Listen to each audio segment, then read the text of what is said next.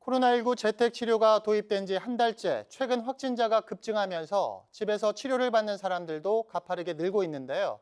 그런데 의료 인력이 충원이 안 되다 보니까 전담치료센터도 불안불안한 상황입니다. 계속해서 박정 기자가 보도합니다. 지역의 유일한 재택치료 협력병원, 계명대 대구 동산병원의 전담지원센터입니다. 의료진이 보호자가 자가진단 앱으로 등록한 재택치료 소아 확진자의 건강 상태를 살핍니다.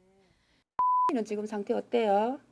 증상에는 특별한 게 없더라고요. 그리고 맥박이나 체온이나 이런 것도 어머님이 잘 임명해 주셨고요. 간호사 5명 등 의료진 11명으로 구성된 이곳 전담지원센터에서 관리하고 있는 재택치료자는 200여 명. 12살 이하 어린이가 전체의 3분의 1이 넘습니다.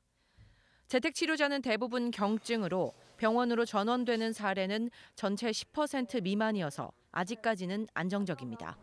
하지만 연일 100명을 웃도는 확진자가 발생하면서 최근 사흘 동안 관리 대상자가 100명 넘게 늘어나며 확진자의 재택치료 비율도 20%가량으로 늘었습니다.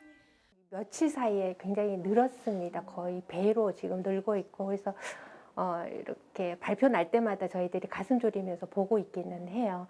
누적이 되다 보니까 환자 수가 지금 우리가 관리하기에 벅찰 만큼 좀 많은 건 사실입니다.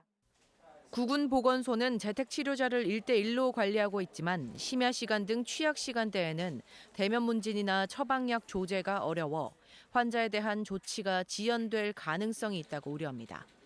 방역당국은 이에 따라 재택치료 관리 의료기관을 추가로 지정하고 재택치료자를 위한 단기, 외래 진료 시스템과 응급 이송 체계를 확충할 계획입니다. 재택의 비율이 발생이 증가되면서 더 늘 수 있기 때문에 그러한 대비를 위해서 7곳 경대병원을 재택관리 의료기관으로 오늘 중으로 지정을 하고 15일부터 추가해서 코로나 확산세가 이어지고 있는 상황에서 재택치료 인원도 계속 늘어날 수밖에 없는 만큼 현장 의료 인력과 시스템 구축에 대한 정부 차원의 지원이 시급합니다. TBC 박정입니다.